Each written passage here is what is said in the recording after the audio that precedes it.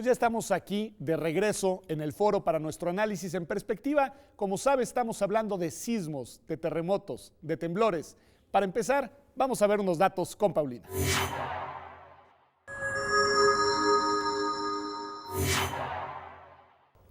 Sismos, temblores y terremotos son términos usuales para referirse a los movimientos de la corteza terrestre.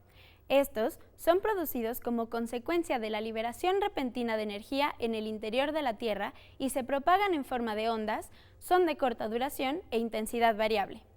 Los daños derivados dependen de la hora en que ocurre el sismo, la magnitud, la distancia del epicentro, la geología del área, el tipo de construcción de las diversas estructuras, densidad de la población y duración del sacudimiento. La República Mexicana está situada en una de las regiones sísmicas más activas del mundo, ubicada dentro del área conocida como el Cinturón Circunpacífico. La alta sismicidad en el país se debe principalmente a la interacción entre las placas de Norteamérica, la de Cocos, del Pacífico, la de Rivera y la del Caribe. De acuerdo con Víctor Cruz Atienza, jefe del Departamento de Sismología del Instituto de Geofísica de la UNAM, los sismos de magnitud superior a 7 grados en la escala Richter ocurridos en Kumamoto, Japón, y en la costa de Ecuador no tienen relación causal alguna o implicaciones en la sismicidad de México. Vamos contigo, Pedro. Pues muchas gracias, Paulina, por estos datos que nos ayudan a contextualizar el tema, un tema que preocupa mucho. Hace algunos días, ya algo le decía Rafael Valadez al inicio del programa, circuló por las redes sociales un mensaje que decía que un gran experto de nuestra universidad había advertido que era inminente, incluso decía de qué día a qué día esperáramos un terremoto tremendo, mucho peor que el del 85, y que esto en buena medida, Xoli, se debía a que era, ya también algo nos decía Rafael, una consecución inevitable de los sismos que habían tenido lugar en Japón y en Ecuador. Yo te quiero preguntar, pues porque tú eres, digamos, responsable en buena medida de informar correctamente a la población, ¿qué provocan este tipo de noticias? ¿Cómo atajarlas? ¿Y qué es lo que en realidad la gente debe de saber alrededor de la posibilidad de prever un sismo? Creo que es una preocupación natural de la sociedad el poder saber cuándo va a estar expuesta a un fenómeno como este. Es un fenómeno que tiene causas y efectos muy importantes, muy devastadores. Lo hemos visto en el sismo reciente de Ecuador y pues nos preocupa el estar expuestos a algo así. Entonces de ahí viene esta naturaleza de buscar una respuesta rápida y información y poder pronosticar o predecir estos fenómenos. Desafortunadamente hoy en día no es posible predecirlos. No sabemos, como bien lo decía Rafael al inicio, cuándo van a suceder. No sabemos. No hay forma de saberlo. Tenemos el conocimiento con bases científicas, datos, historia, incluso Rafael mencionaba sismos prehistoria sísmica de datos que han ocurrido en nuestro país, en nuestras costas del Pacífico, que han tenido magnitudes importantes y que en esos momentos tuvieron su destrucción correspondiente. La sociedad ha cambiado y un sismo de esa naturaleza podría tener consecuencias diferentes. Lo que sabemos es esa historia. A partir de esa historia nosotros sabemos que se puede repetir fenómenos parecidos. El cuándo, el dónde exactamente, en qué momento, no. Imposible. Imposible. Nos dice algo, Xoli, que me parece muy interesante, Raúl, que es esta cosa de prehistoria sísmica de datos. ¿Qué quiere decir eso? ¿Cuándo se empiezan a medir? ¿De cuándo tenemos datos? En fin. Claro. Y bueno, yo creo que una cosa que es importante que nuestro auditorio sepa, ¿verdad? El sismómetro, el aparato que nos permite registrar los sismos, es un invento relativamente reciente, tiene algo más de 100 años, más o menos como por 1875, finales del siglo XIX. Y a partir de allí, poco a poco, se empiezan a crear redes en distintos países y redes mundiales. Muy particularmente en el caso de México, uno de los primeros sismómetros que recordamos, que todavía no era oficialmente el Servicio Sismológico Nacional, es uno que llevaba el nombre de Bosch Omori, que empezó a funcionar en 1904. Okay. Y ya de manera oficial, con una inauguración, ¿verdad?, el Servicio Sismológico Nacional empieza a funcionar a partir de 1910, en el marco del centenario de la independencia de México. Entonces, más o menos los registros más antiguos que tenemos en México con son sismómetros, como de 1900, 1904 para acá. Entonces, eso lo dividimos en sismología instrumental y preinstrumental. Antes de tener los sismómetros, pues nos basamos en las descripciones de los daños. lo cual pues, nos puede dar una idea muy acertada de las características del sismo también. Ok, yo soy muy curioso y además de estos temas no me entiendo, entonces déjenme preguntarles cómo funciona un sismómetro, es decir, qué es lo que mide, cómo le hace para medirlo, qué tan precisa es la medición que aporta, qué tanto han evolucionado los sismómetros en estos 100 años y 20, digamos 120 años más o menos. Sí, lo que mide un sismómetro es la velocidad con la que se mueve el terreno. Okay. ¿Cómo lo hace? Es una masa. Hoy en día son masas electrónicas y mecánicas, y esta masa es desplazada y hay una fuerza eléctrica que la trata de mantener en su lugar, y esa respuesta eléctrica es la que se traduce en el movimiento de un sismograma. Hay diferentes tipos de sismómetros, miden diferentes frecuencias y características del movimiento, y puede haberlos tan sensibles como para medir sismos de magnitudes menores de 1, inclusive de 0, hasta sismos muy grandes como los que hemos vivido al otro lado del mundo. Ahora, inevitablemente esto sucede una vez que el sismo ya se verificó. Es decir, tenemos un registro de sismos sucedidos, porque como bien nos decías, no hay manera de prevenir o anticipar los sismos a través de estos instrumentos. Así es una vez que ya sucedió el sismo que uno puede ver el movimiento del terreno. Está muy bien. Y luego, después, sobre todo el 85, todos hablábamos de las escalas y de si los trepidatorios y si los oscilatorios, en fin. Ayúdanos, Raúl, un poco a reconstruir qué es esto, es decir, qué tipos de sismos hay, qué tipos de movimientos y, algo muy importante, cuáles son las escalas con las cuales se mide la magnitud de los sismos. Vamos empezando con la parte de las escalas. Vale. Digo, de manera general dividimos en dos, la que llamamos la de Richter y la de Mercalli.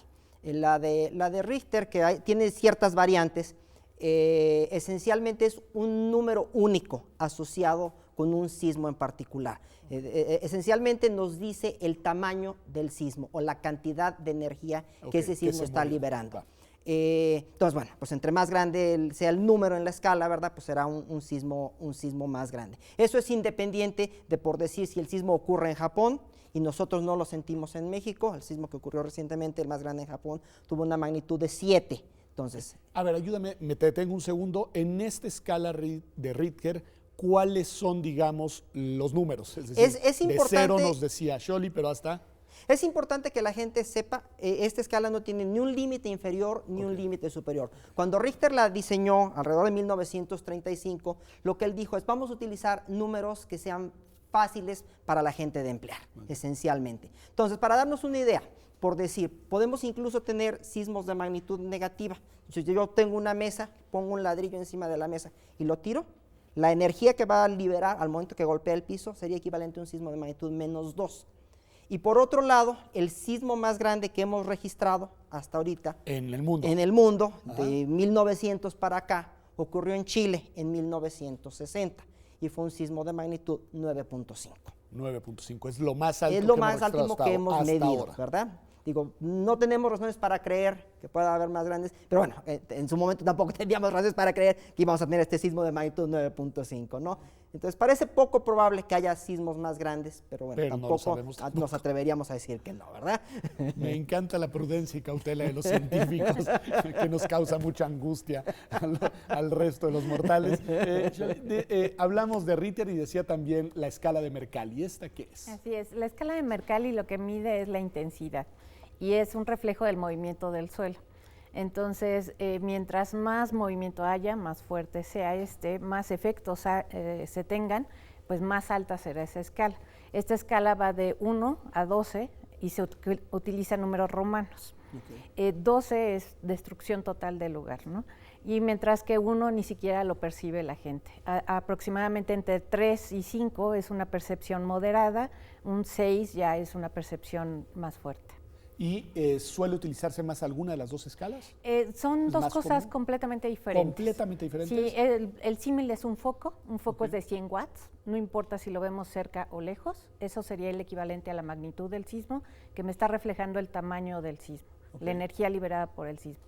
Y por el otro lado está la intensidad, que es qué tanta luz vemos, dependiendo si estamos cerca del foco o estamos muy lejos del foco. Si estamos muy lejos, ni siquiera hay veces que no vemos que está prendido. ¿Un sismo de muy alta intensidad en una escala puede tener pocos efectos en la otra? ¿O suele haber una correlación como son directa? dos cosas diferentes, pero un ejemplo muy claro es el sismo de Haití contra el sismo de Mexicali. A ver. Los dos fueron de magnitud 7. Sin embargo, los daños que produjo el de Haití fueron muy altos comparados con los daños que produjo el de Mexicali. Entonces es una misma magnitud, pero de intensidades muy diferentes. Muy interesante porque así, entonces estas correlaciones y comparaciones, mejor no, hay que mantener distintas las dos cosas. Es mejor. No, bueno, no. Sí. Cada una tiene su aplicación, Cada ¿no? una tiene su aplicación. Su utilidad diferente. Y tiene su utilidad, es decir, tiene sentido seguir utilizando dos escalas las dos, distintas claro. porque nos dan información sobre cuestiones diferentes y ambas relevantes. Exactamente. ¿Sí? Sí. Estamos. Y digo, de manera general, entre más alejados nos encontremos de donde se produce el sismo, que nosotros llamamos el epicentro, la magnitud de Mercalli va a irse reduciendo. Ok. O sea, entre más cerca. Es mayor el valor Es de la mayor escala, es más fuerte impacto, el impacto y la ¿Qué sacudidas. es lo que causa, digamos, lo que nos preocupa a todos? Es decir, hay este movimiento, nos explicaba muy bien Rafael que puede darse al menos de 3 distintas maneras: desplazamientos laterales, choques de placas y lo que nos sucede a nosotros, decía en la placa de Cocos, que es una, lo digo yo con mis palabras, sumersión de una placa sobre otra, digamos, ¿no? Pero bueno, sucede eso. Y esto tiene impactos en nuestras ciudades, en nuestras comunidades. ¿Qué es lo que provoca el impacto? Es decir, sí, yo creo que lo que necesitamos pensar, y hay una analogía que a mí me gusta manejar. Cuando hablamos del sismo del 85, inmediatamente decimos el sismo de la Ciudad de México. Porque pues obviamente hay razones muy válidas, muy buenas, ¿verdad? Toda la destrucción, toda la muerte que causó. Pero nosotros como sismólogos realmente no decimos el sismo de la Ciudad de México, decimos el sismo de Michoacán o el sismo de Lázaro Cárdenas, donde tuvo porque es lo que lugar llamamos el epicentro. Podemos nosotros, para hacer aquí una analogía, podemos pensar que agarramos una piedra, la tiramos en un charco con agua y vamos a ver una serie de circunferencias, de ondas. Entonces, esencialmente, el epicentro es el punto donde cae la piedra y a partir de allí esas ondas se propagan distancias muy grandes. Entonces, en el caso del sismo del 85, esa piedra cae frente a las costas de Michoacán, cerca del puerto de Lázaro Cárdenas. Esas ondas viajan 300 kilómetros hasta llegar a la Ciudad de México, y bueno, el resto de la historia pues es de todos conocidos, ¿no? Pero entonces, la idea es que esos sismos, o sea, sí tenemos el movimiento de las placas tectónicas, sacudidas de grandes bloques de roca, uno con respecto al otro, pero esos nos generan estas ondas que nosotros llamamos sísmicas o elásticas, que pueden transportar y que no energía a sabemos grandes en distancias. dónde van a parar, digamos, y que tienen, digamos, una fuerza distinta en cada una de estas circunferencias. Pues esencialmente, digo, de manera muy general, cuanto más se aleja esa onda de donde fue generada, de ese epicentro, su amplitud va a ir reduciéndose. El caso de la Ciudad de México en el sismo del 85 es muy particular y tiene mucho que ver con el tipo de suelo en el que está asentada. Y digo, todos sabemos la historia de los aztecas que vieron el águila parada en el nopal, Solo a dijeron, nosotros se aquí nos vamos a ocurre hacer nuestra ciudad. construir sobre un lago. Después, con el paso del tiempo, llegaron los españoles, secamos el lago, ¿verdad? Y nos quedamos con una serie de sedimentos que son suelos muy blandos, tierra, que esencialmente cuando llegan las ondas sísmicas se amplifican, se aumentan y en su tamaño, en su amplitud, y por eso nos dan sacudidas tan grandes en esa zona lacustre, ¿verdad? A pesar de que nos encontramos a 300 kilómetros. Muy bien. Un tema que dejamos por ahí en el tintero es este asunto de los tipos de sismo. Yo decía 12, que hay más, pero supongo que hay más, pero trepidatorios, oscilatorios. ¿Qué es esto y qué efectos tienen los distintos tipos de sismos potencialmente en los centros urbanos? En realidad ya comentaba Raúl que cuando ocurre el sismo se emiten ondas sísmicas, ondas elásticas. Y hay dos tipos de ondas que se transmiten, unas son de cuerpo, que son las que van viajando por el interior de la Tierra, y otras son las de superficie, que viajan por la superficie. Bien obvio. Las para de cuerpo, nosotros nada es obvio. Así digo, las de superficie viajan por la superficie. Las de cuerpo tienen dos tipos, son las ondas P, las ondas S. P porque llegan primero, S porque llegan segundo, bien obvio también. Pero cada una de ellas tiene un movimiento muy particular, una característica muy particular. Entonces las ondas P van viajando en esta dirección y van moviendo las partículas en esa misma dirección, como una lombriz, más o menos, ¿no?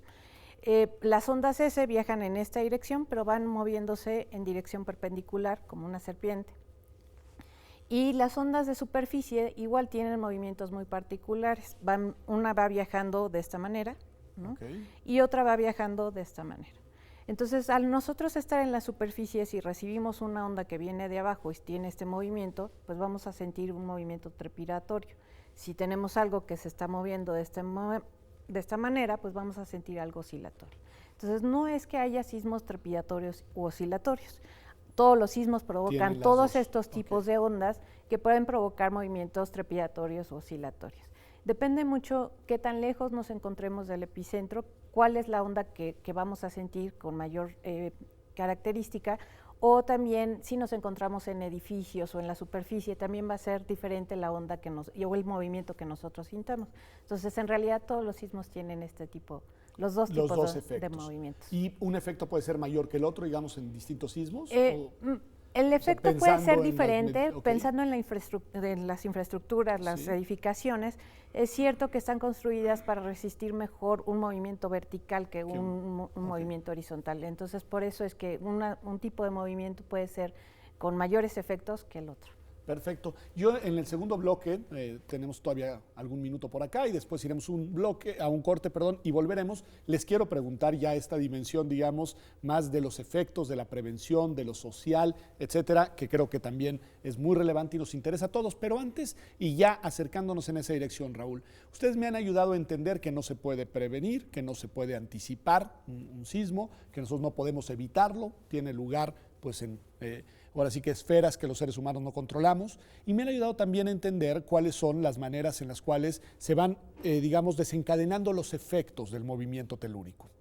Pero hay un dato que me llama la atención y que es cuando nos dices entre el epicentro y los centros urbanos, por ejemplo, como el nuestro, hay una distancia, podemos medir, tenemos algunos segundos de medición para saber que ya sucedió el sismo y que el efecto viene encima, y en todo caso, ¿cuántos son esos segundos? ¿De qué depende? En fin, Raúl. Ese es el principio bajo el cual opera la alerta sísmica. Okay. Esencialmente, para que la alerta sísmica pueda funcionar, hay una serie de aparatos que le llamamos acelerómetros, que miden sacudidas muy fuertes y que están instalados en la costa del Pacífico mexicano. Vale. Originalmente empezaron en la costa de Guerrero y se han ido extendiendo por distintos estados. Entonces, la idea es que normalmente los sismos que nos preocupan tienen su epicentro en la costa, precisamente. En esa costa. En esa costa del Pacífico, en la costa de Guerrero, costa de Oaxaca, Chiapas, Jalisco, Colima, Michoacán, ¿no? Entonces, si nosotros tenemos estos aparatos, efectivamente la distancia de estos aparatos al epicentro va a ser más corta, bien, empieza a llegar la onda y entonces lo detectan. Entonces, cuando se tiene confirmación de por lo menos 3 aparatos para evitar falsas alarmas, se emite un aviso que se manda a la Ciudad de México por medio de ondas de radio, ondas electromagnéticas. Aquí la analogía es cuando vemos, por ejemplo, los rayos y luego escuchamos los truenos. La velocidad con la que viaja la luz es mucho mayor, por eso frecuentemente vemos el destello, el flachazo del relámpago primero. Y algunos segundos después vemos o oímos el retumbar del trueno. Entonces, esencialmente, las ondas electromagnéticas viajan más rápido que las ondas sísmicas, y en el caso de un sismo que tenga su epicentro en la costa de Guerrero, nosotros en la Ciudad de México tendríamos un tiempo, ¿verdad?, de ventaja de aproximadamente 1 minuto, unos 50, 60 segundos, entre que suena la alerta y se empieza a sentir ya la sacudida fuerte. Pues muy importante, pues ahí tiene usted 50, 60 segundos, hay que tomarse en serio la alerta sísmica. Y ahora, después del corte, lo que les voy a preguntar es cómo estamos preparados en el siglo XXI para enfrentar estos fenómenos que no podemos, ya lo sabe usted, ni prever ni controlar. Regresamos a Observatorio.